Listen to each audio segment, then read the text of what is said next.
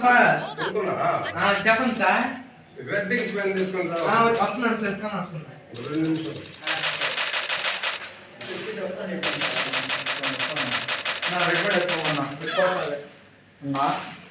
మా బాధ్యత రేటున్నా నువ్వు చెప్తే నమ్మలేదు కానీ మనిషి రాసింట ఇంకా పోతేనే 2